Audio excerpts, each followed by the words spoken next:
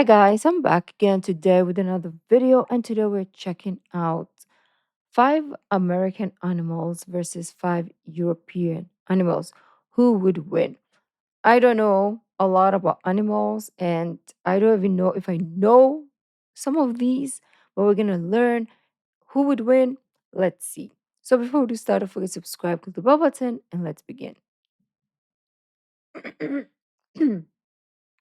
Oh, okay. I'm stupid. So let's start.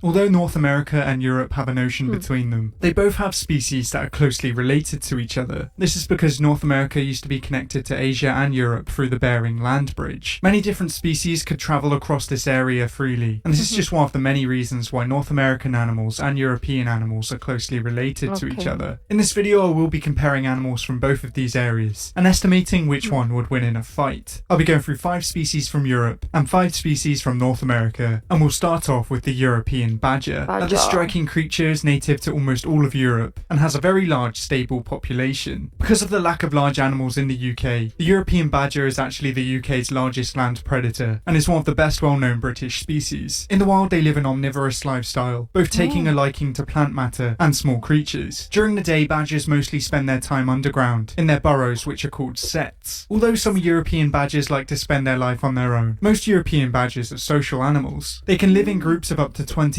members, but their social behaviour is largely dictated by the availability of food. But this striking mammal also has a North American counterpart, the American badger. Even though this species has a similar appearance to the European badger, they are not closely related. The American badger is known for being a little meaner than the European badger and lives a more solitary lifestyle. They live life slightly on the more carnivorous side and predominantly feed on smaller mammals, such as— Well, we know who's gonna win then, because the other ones are like friendly and plant-based diet, and this is carnivorous and mean. So we know American badger is gonna win.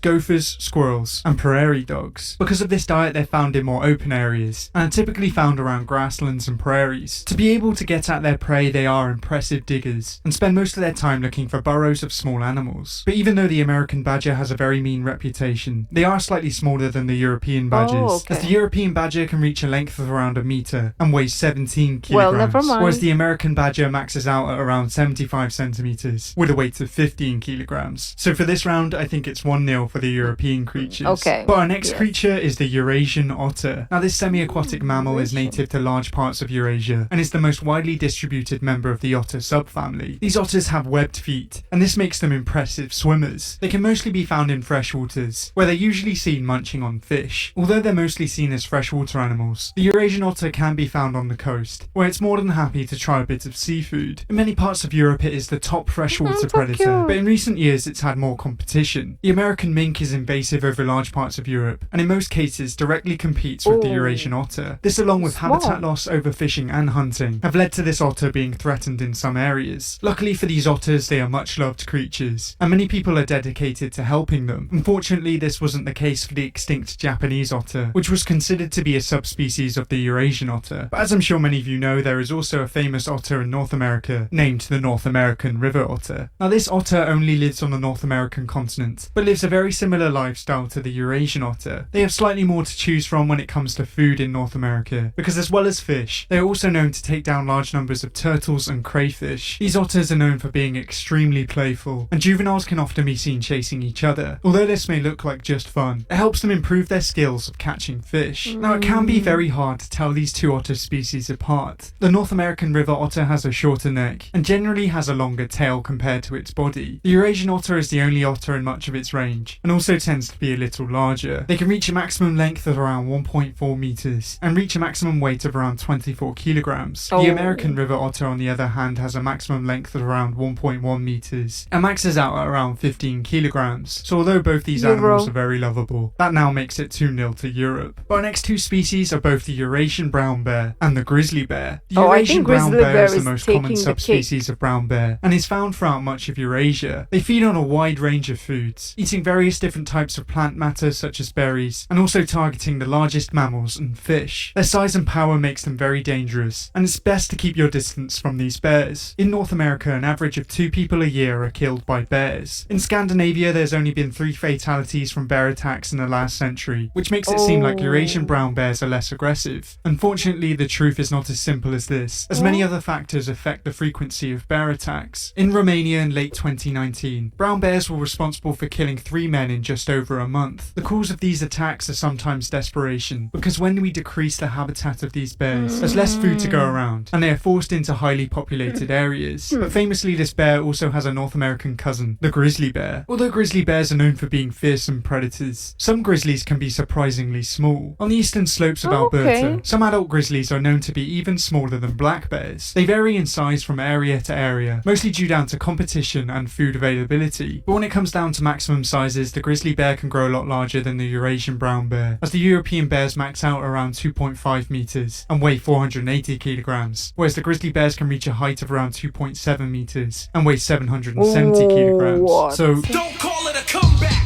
But North America has clawed one back. But our next 2 animals are both the European bison and the American bison. I don't know why I've been through both of these creatures many times on this channel before, as they're not only very similar in appearance, but throughout their history they've had a very similar story. During the early years of the 20th century, European bison were once hunted to near extinction. They were only saved because they had small captive populations, and these populations were bred and then released back into the wild. This bison is the heaviest wild land animal in Europe, and is only ever targeted by the largest of predators. In most cases, these predators were humans, wolves and bears, but the 2 latter species are now rare in most of their distribution. The only other living species of bison in the world is found in North America, and is definitely the more famous of the bison species. It's one of the most iconic animals of America's grasslands. But just like the European bison, it was once threatened with extinction. A combination of commercial hunting and slaughter in the 19th century, along with the introduction of bovine diseases, almost wiped out these iconic mammals. They had a population of around 60 million in the late 18th century,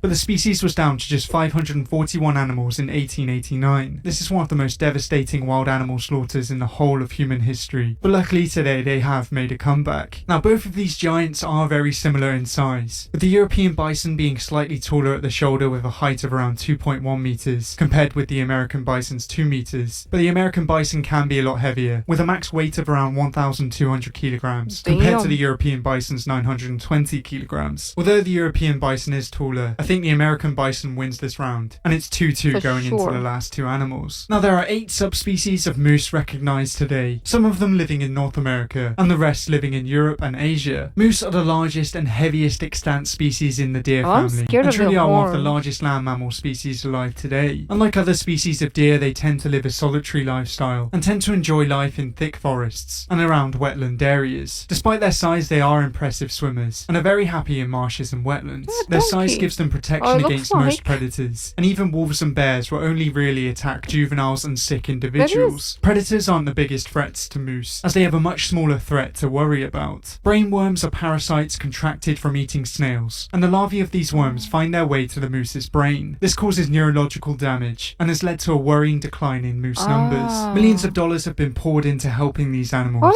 and hopefully they'll be able to bounce back in the future. But when it comes down to size, the American subspecies tend to be a little larger than the European ones, as they can reach a height of around 2.1 meters at the shoulder and weigh 700 kilograms, compared to a height at the shoulder of 2 meters and a weight of 600 kilograms. So overall, it looks like the American species have come back to win this round, and they've won the competition overall. I know this flag doesn't include the whole of North America, and this one doesn't really represent Europe, but it was easier than putting up all the individual flags in this video. If you want me to do this style of video with any other continents, then let me know down in the comments below. But thanks for watching, I hope you enjoyed. If you liked it, please leave a like and subscribe if you want to see more videos. Okay, I'm gonna like it because I'm not necessarily the biggest animal person in terms of like I don't go research, I don't learn about them.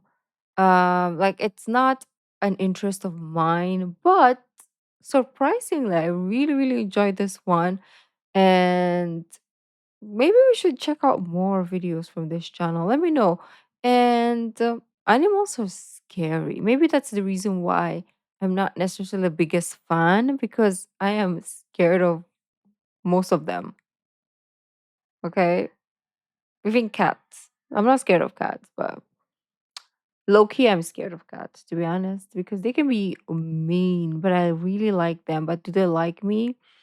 And dogs, I've already figured out they don't like me. There's once in a blue moon they like me, but overall they just I see me as a big cat, so they hate me.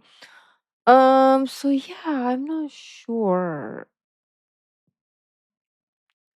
But anyways, beautiful peeps, thank you for joining, and I will see you in the next video. Bye.